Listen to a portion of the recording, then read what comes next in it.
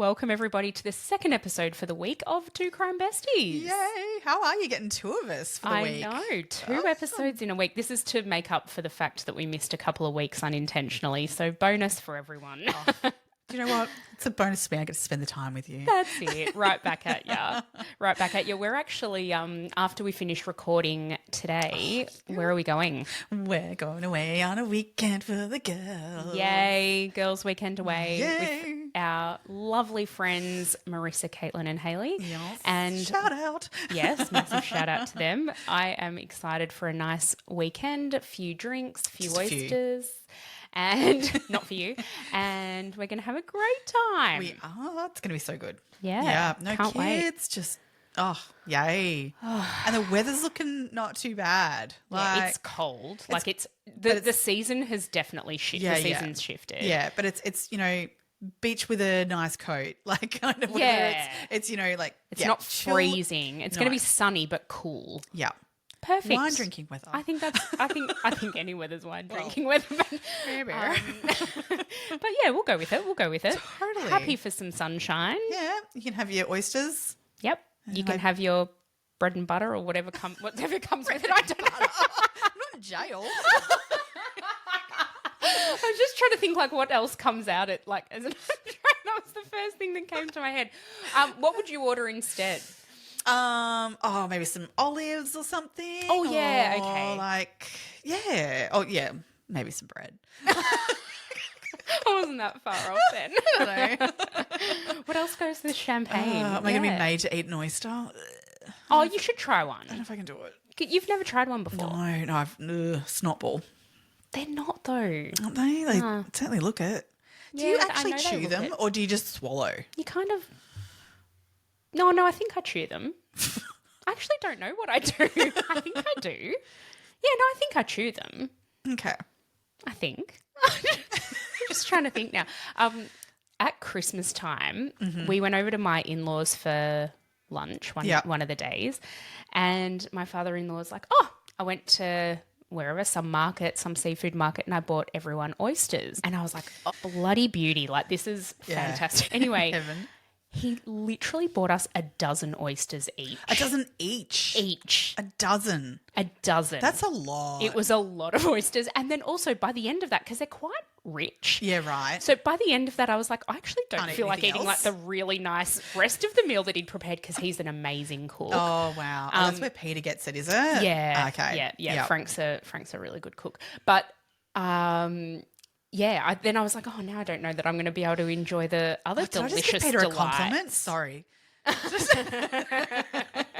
Credit where credit's due, I suppose. No. Good brisket. Do you want to hear a funny story actually about the brisket? Oh, so, yes. My 40th is coming up. I know we've mentioned this so many times, but I will be mentioned again. Yeah, I was really undecided about what to do. So I'm tossing up, where do I go? What do I do? Anyway, lots of different reasons, but I'm like, you know what? I'm actually going to have it at home. The venues that I was looking at were either not available when I wanted them to be because my birthday's in the middle of winter, so like some of the places don't hold functions over winter, like the warehousey type places and stuff. Yep. And then the place that I wanted to have it had an absolute cap of 50. You couldn't have more than 50 people. And I was like, well, even my bare minimum guest list is more than 50. Yeah. So I'm like, what do I do? Anyway, decided to have it at home. I was talking to my girlfriend Michelle about it and just telling her, this is what I've decided to do. And she's like, that sounds absolutely fantastic. Can't wait. Just make sure Peter doesn't get in his head that he's going to be cooking a brisket for it. And I was like, there is absolutely no way he is cooking a brisket because, like, can you imagine? Like, I want this to be a nice affair and I don't want a big hunk of meat and also the mess that goes with it. Don't even get me started on that. The smoker sort of situation, as much as, like, the meat can be really great, but it's an ordeal. It's an ordeal. And it's a mess. And that's not the vibe I'm going for. No, I'm not going for brisket. So it's giving brisket. So anyway, I didn't even tell Peter about this conversation with Michelle. Yeah. Just sort of got on with it. Anyway, we were lying in bed the other night and he's like, I actually had a bit of an idea about your birthday. And I was like, yeah. And just before that, I'd said to him, I want to buy a Ninja slushie and make frozen margaritas. And he was like, absolutely. And he was like, yeah, great idea, cool. And then he's like, I've had this great idea. I'm like, oh, what is it? And I thought it'd be along the lines of like, I don't know, another cocktail we can have or something like that. He's like, I'm thinking, hear me out here. God. I'm going to make a brisket. And I'm like, no, you're not. That's a hard no from me. I'm like, I don't really think you're getting the vibe of what I'm going for. Yeah. So, yeah. Love that he wanted to, you know. Yeah, I appreciate it. I appreciate the want to go to effort, but I'm sure there'll be a million other things I can make him do on the day. There will be a list an arm's length long for Peter to do prior. Because you shouldn't be doing any of it. No, that's right. No.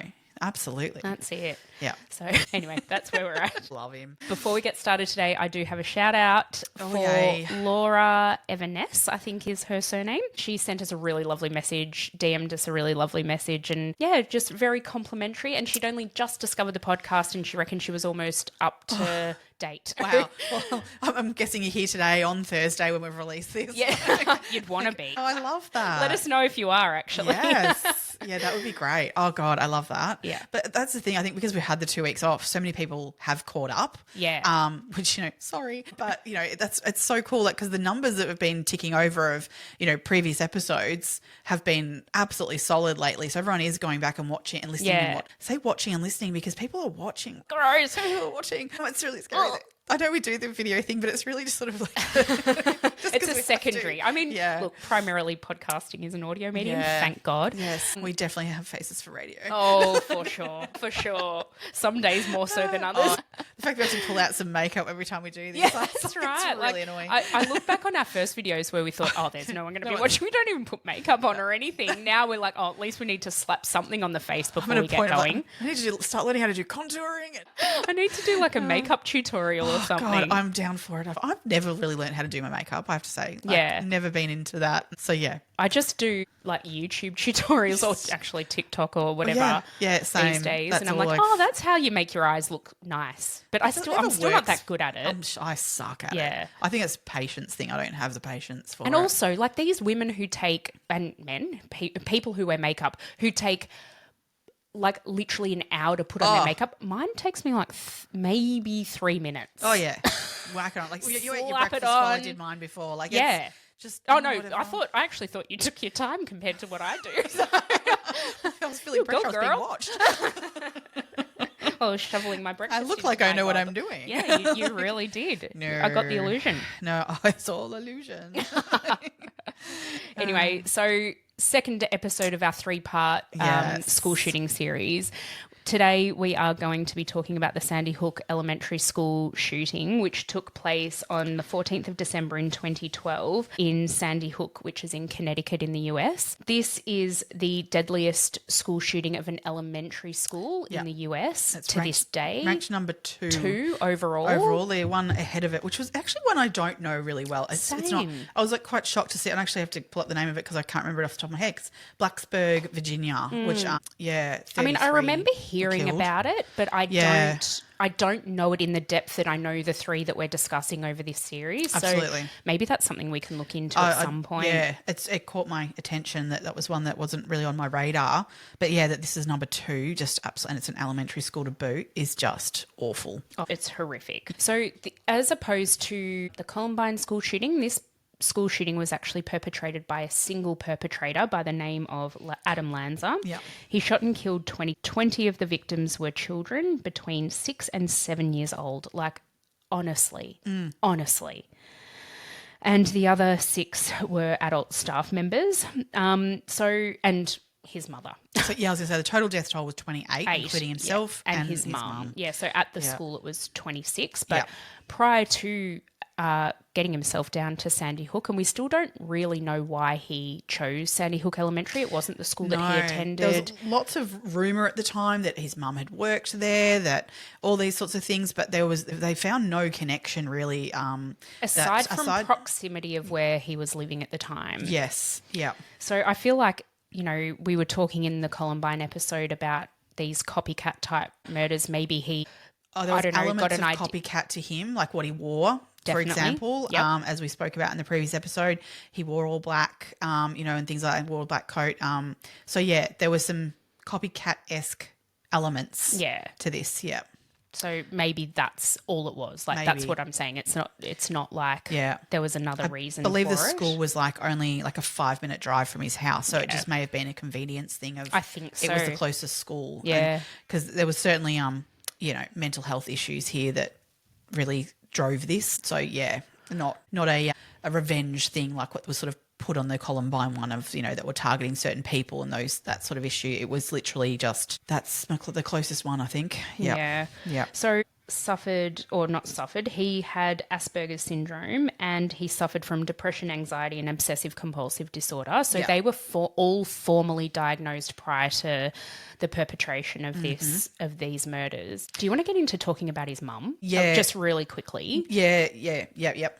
So she knew, obviously, about all of these diagnoses. I think she wasn't all that much of a present parent.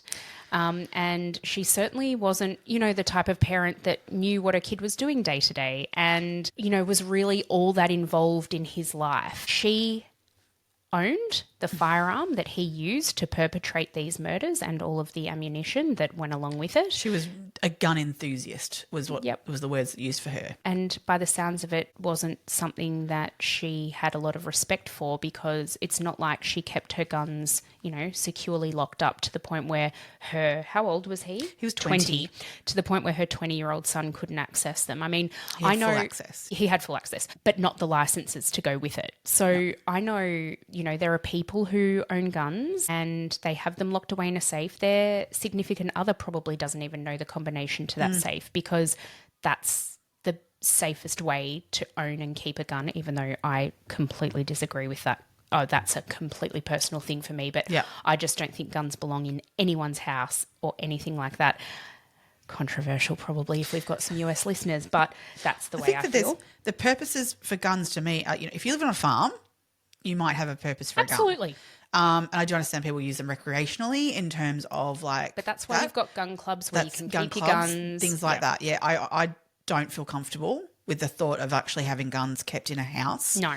Particularly with children. Yeah. But even with a 20-year-old who's got mental health issues, that to me is a recipe for disaster. Well, not in every literally, there was a report written by the Office of the Child Advocate who stated literally that his severe and deteriorating internalized mental health, because he wasn't really being treated for it. No, he wasn't, and that's part of the issue. So combined with the atypical preoccupation with violence and the access to deadly weapons proved to be a recipe for mass murder. Yeah. Like that was in their report. That's what they wrote of him. But this is the thing. Like, I know you can't kill a person with a gun if you don't have a gun. And to me, this situation it wasn't just like, oh, we didn't understand he had these issues. He was treated by psychologists and it was recommended that extensive support be put in place for this boy. So he was a man. Yeah. So Yale Child Study Centre was where he was treated originally with an antidepressant drugs. He was also given medication at one point where he took it for 3 days, didn't like it, so stopped taking it. There was practically no intervention from that point onwards. And his mum just chose to not do these things that were being highly recommended. And this was before he turned 18. Yeah, it's not like, he was a child at this time. No. His mother did not enforce or she never followed through with anything or followed up on anything. Now, I know it's easy to blame the parents in these situations and there's obviously a lot of nuance in all of this. But as a parent of a child who's got these significant issues going on, and I'm not talking about some generalized anxiety and depression. This was severe depression that he was experiencing and he was showing signs that would have been incredibly concerning. She didn't do anything about it. No. In fact, she had guns in her home. Like, what the hell? So the recommendations from this Yale Child Study Centre were for extensive special education supports, ongoing expert consultation, and rigorous therapeutic supports that should have been embedded into his daily life. Wow. So we're not talking just, needs a couple of sessions of therapy here and there. Like it was identified very much so that this was an issue And that was all largely gone unheeded. None of this was taken up. So the impact of that is huge, of what that's created for other people. His own mother did say that he didn't come out of his room for 3 months straight. Yeah. He lived in her basement. Yeah. And so she described him as having no feelings or no emotions. Now, you were saying he had was diagnosed with Asperger's and depression, anxiety, as well as OCD. Now, there is no connection with having an Asperger's isn't a disorder anymore anyway. It's not even, that's right. It's not even diagnosable. diagnostic. But so autism is what he had. Yeah. That is not the cause of what happened. So there was these other issues that were going on for him as well, that we talked about it as well with Eric as well, Eric Harris. You know, that there were other mental health issues, not autism. There is no link between autism and someone doing mass shooting. To be honest, completely the opposite is what autistic people generally are like. That's right. Compliant and rule abiding, all of those things. Absolutely. But his mother apparently the only way she was allowed to communicate with him was via email. She wasn't, and they lived in the same house. Apparently, because this was not long before Christmas this occurred, she gave him a card a few days before the shooting.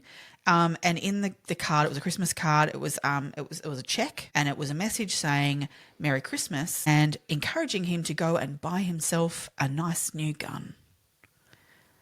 What on earth? A boy, whichever, at 20, he's both to me, is living in your home and not even coming out to socialise in any way, shape or form for 3 months. And he doesn't think a gun's a good idea. And let's hand the kid a gun.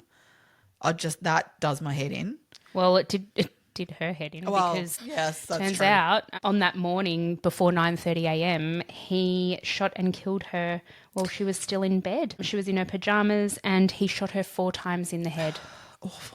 Awful. He then hopped in her car and drove to Sandy Hook Elementary. Just going back slightly on that. Sorry. No, just because the only motive that they can sort of link with this and in respect to his mother is that she was talking about wanting to move. So because of his situation, she was thinking that maybe that moving to a different place would be good for him. So she had potentially discussed this with him or mentioned it. But the thing was, he would not move out of the area he was in, the basement. He didn't want anyone in his bedroom. And there's a reason for that comes up later. So no one had been in there and he was not prepared to let people come in and view the house for her to be able to then sell it. So her idea of that was that she was talking about buying him an RV so that she could move him into that and he could stay in that whilst she showed the house to, pack it up and move and everything and sell it. What the hell? See, even that is behaviours. Absolutely. Even that is so fucked up. Oh, absolutely. Sorry, No, that's actually really good for context because it gives you an idea of, she was obviously pandering to his every whim instead of actually getting him the fucking treatment he needed. And at the end of the day, pandering to his every whim, all that got you was a shotgun to the head. It's not as if he was that mentally disturbed that he wasn't going, my mum's my one person that's looking out for me. He was like, fuck you. You want to move me? No, I'm not moving. Yeah, I'll show you. Oh. Yeah. Heartbreaking as mother.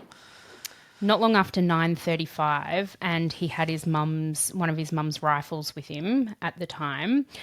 He had 10 magazines with 30 rounds each. So he had 300 bullets ready to go. Yeah.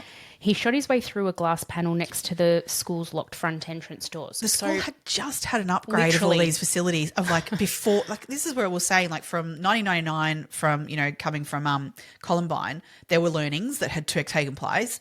Unfortunately not ones where maybe gun laws, I don't know, heaven forbid. Sorry. That schools had all implemented, well, not all schools, but a lot of schools had implemented all these safety measures and security measures. They had a system of it was all locked doors. You had to be visually seen on a camera to be let into the building. That's not going to stop a gun. Well, no. He just shot through it. He just shot through it. I mean, after this happened, there were further measures again where a lot of schools then introduced metal detectors and that kind of thing for students coming through. But again, if you've got a gun, you're going to be able to get into a building. It's like if you want to rob a house, you'll find a way in. Putting a Band-Aid on a situation, isn't it? It's not going to fix the problem. I understand it might somewhat reduce risk maybe in some ways, but if every school in America's got metal detectors and security guards, okay, but a gun's a gun at the end of the day and a gun can penetrate all of those things. Yeah. So what the fuck are you actually doing get rid of your guns. Sorry. Sorry, I know. I can't believe that that's even potentially a controversial thing to say, but whatever. This is it. Absolutely. So he's shot in, gone through the side panel of the door, and the principal and the school psychologist, so the principal's name was Dawn Hochsprung. Oh, God, I don't know how to say that name properly. Yep. I'm sorry, Dawn. And Mary Sherlock were meeting with other faculty members, and they actually heard, and you can see this on CCTV, they actually heard something, and you can tell they were kind of startled by the noise, but they didn't panic. So in that immediate instance, it's not like they were like, fuck, there's a shooter in the school. But it took them a beat to kind of go, oh, my God, that's they're gunshots. Yeah. They're gunshots. So in this moment, my goodness, there were some heroes in this story. Yeah, one of them was a absolutely. janitor he was in the hallway, and he obviously recognised what was going on. He He heard either the heard it or gunshots I think he yeah. actually even saw Adam Lanza with a gun. Yes. He's then gone to all the classrooms down the hallway going, active shooter, and alerted everyone. And unfortunately, they do have, practice of these incidents. In and so fact, there are things that they do. This school had done an active shooter drill 2 weeks prior. A couple of the classrooms still had the blackout window shields on their classroom windows. Oh, right. Like their doors, the doors that go into the classrooms that have the window on them. Yes. Two of the classrooms had black paper covering it from their active shooter drill 2 weeks ago. Yes. That actually saved an entire classroom worth of students. Yeah. So what this particular teacher did, they had a bathroom in their classroom. Yes. She got her, I think it was something like 26 students into a bathroom. She said, I've heard her interviewed, and she said, I don't even know how we fit. I could not fit 26 people into there. I had to. So we just did it. She said there were kids on top of other kids. It was a tiny little bathroom. Yeah. So, but her doing that saved their life because not only did she still have the blackout paper on her window, there was no one in that classroom. So he's like, even if open he the door. There was no one there. Yes. And that, But then she's trying telling to the keep kids those children quiet would just be, sorry, that's going to really get me. Yeah, you can't even imagine. No. She is an absolute hero. Oh. And it's because of the janitor who alerted her to that fact. Because she says in that interview I heard with her, she says that she didn't know anything was going on. Like, they had no idea. No, they didn't hear the gunshots. And this all stuff. happened Yeah. so extremely quickly. This was like 40 seconds or something after he entered the building. His rampage went for 5 minutes. That's it's it. Only 5 minutes, which doesn't sound like long, but I bet it felt like a fucking lifetime. Like it would have. But at the same time, in 5 minutes, he killed a lot of people in a very short space of time, which is just horrific. Yeah. Yeah. Oh, my God. So, in the 5 minutes of his attack, so between 9:35 and 9:40, he shot. So there were a number of, as you say, like number of stories of very heroic people. Yeah. The teachers in these classrooms, there was one particular classroom where a teacher was found and she was laying on top of another student who she was obviously protecting, but unfortunately that little child also passed away. Another teacher was found and she had stepped in front of her entire class, and so she had died, but also 6 children behind her, but there were children who lived through that. One particular one who, I think there was one, she was on her own. She was the only one that survived from that group. She acted and played dead, and that's what saved her. I heard an interview with her dad. Her dad is a police officer or an ex-police officer, and they practiced at home that was what she should do if this ever happened. And she said to him when she got out of there, I think the husband and wife were together, the mum and dad were together, and this little girl came out and said, Mum, I did what Dad told me to do. I played dead, but all of my friends are actually dead. Oh my God, she's 6 years old. Oh no, 6 this years is old. the thing. They were 6 and 7. All the children that were killed were 6 and 7 years old. It just is horrific. This one, again, I was like pretty much the same age as the teachers that were murdered, and I was teaching a grade 1-2 class at this time. Meg. Oh. So it really hit me, this one, hard.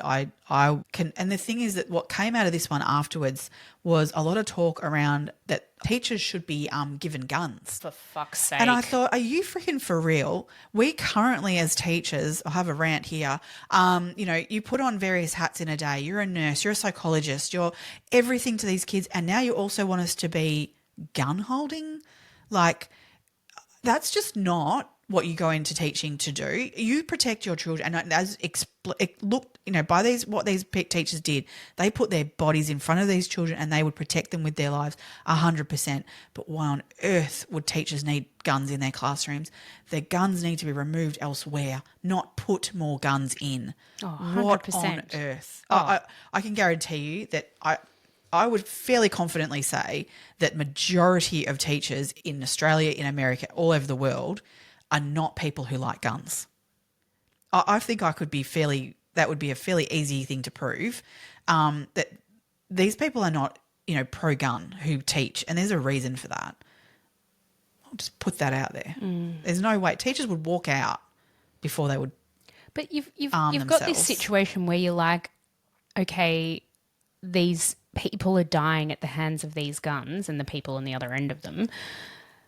The solution to that isn't to introduce more guns, although that seems to be the call every time something like this happens. Yeah. The call is for more arms. There's no, what the fuck? No. I can't even. It seems so backwards to think about it that way around. I just don't understand. Yeah. No. At 9:40, as you say. So he's entered the building at 9:35. At 9:40 and 3 seconds, the final shot was heard by the police. They believed that it was Lanza shooting himself. He shot himself in the low rear portion of his head with a Glock, and he was in a classroom at the time, so there were students who witnessed that too, just to add fuel to the fire. So they began evacuating students at about 10 a.m. They entered the building realising that, that's the gunshots had ceased. And obviously with this one being in 2012, mobile phones, etc., they had access to people in the building who could say to them what was going on.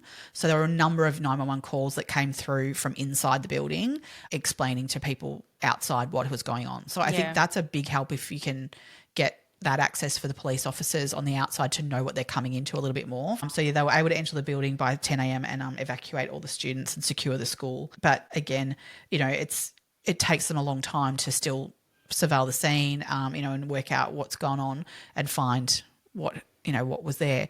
There was only, I think, 2 that were injured in this one. Whereas, when he shot and he shot to kill. He shot to kill. Absolutely. So ultimately, as we said, 20 students were killed who were all aged 6 or 7, and then 6 teachers and other adults, personnel from the school that were also killed in that 5 minutes. That's all it took him. It's just so heartbreaking. Oh, it's horrible. Shall we go through the list of the victims? Yeah. So obviously we had, first of all, the first victim was his mum, Nancy Lanza, who was shot at his home at age 52. We then have the school personnel. We had Rachel Davino, who was a behaviour therapist. She was 29 years old.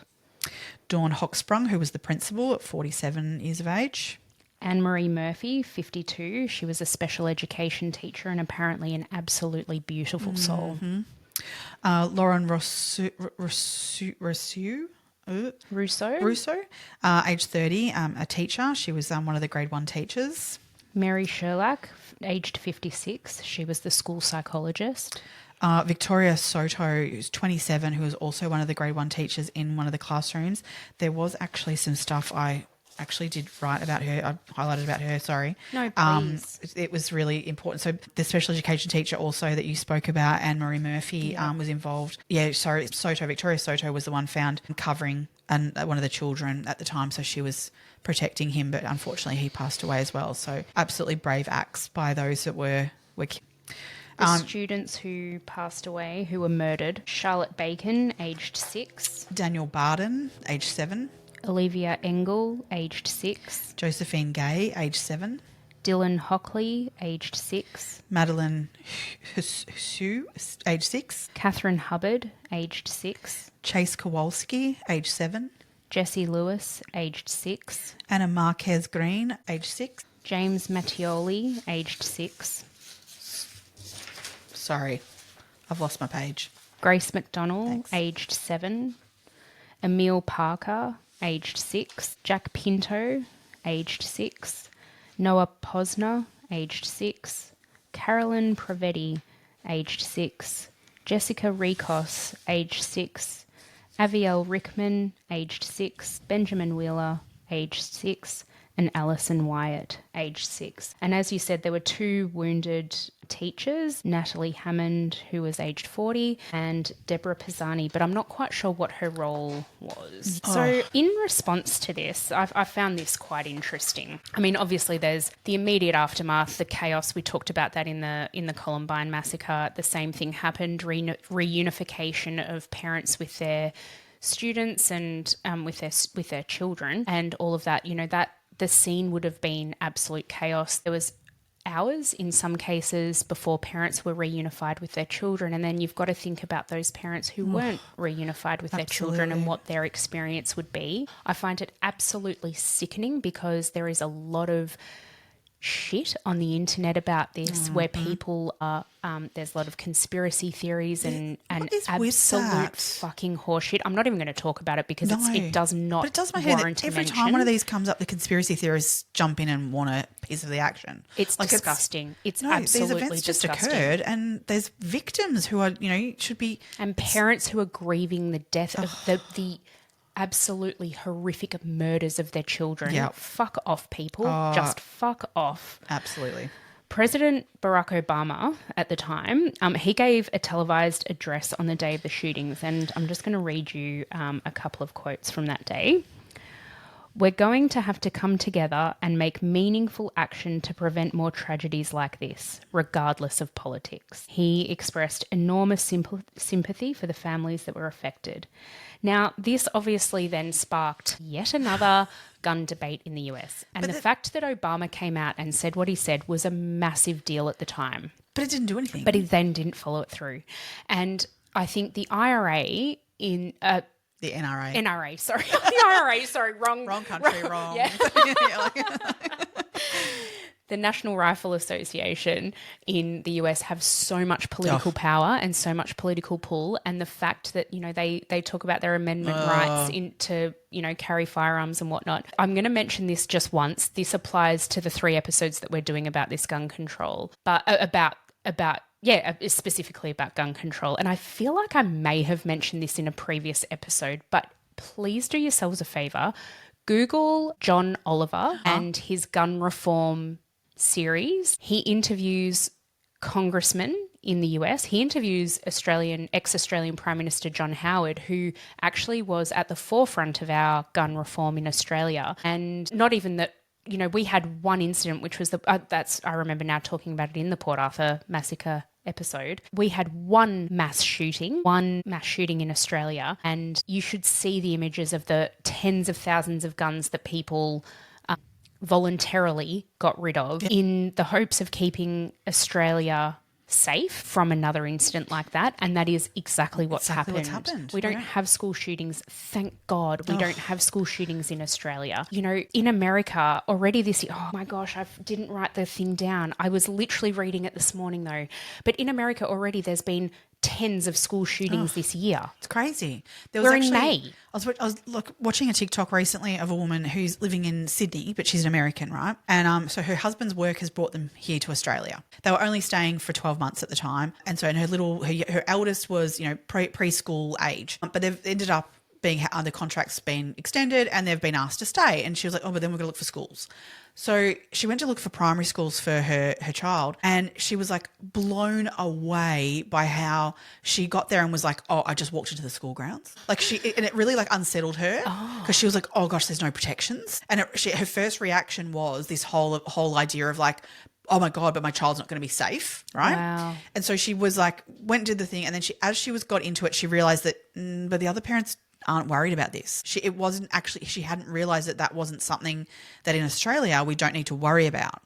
And so as she got more into it and her child started school at the beginning of the year, just this year, she's flipped entirely in terms of, I don't ever want to move back to America because she can send her kid to school without any concerns and without having to have those security measures in place. And the thing is, she finds it really hard to explain it to her friends back home. I bet. Like that. I mean, I'm sure they would all love to have that experience. Yeah. But they can't actually understand it. It's not their reality. Exactly. Yeah. And so it was really interesting listening to her talk about it, of that idea of like how incredible that is. Whereas that is our normal. Mm-hmm. And the idea of what you guys go through in America of like, honestly, I would homeschool my children 100,000,000% in America. If I had to be forced to live there, there is absolutely no way I would send my children to school.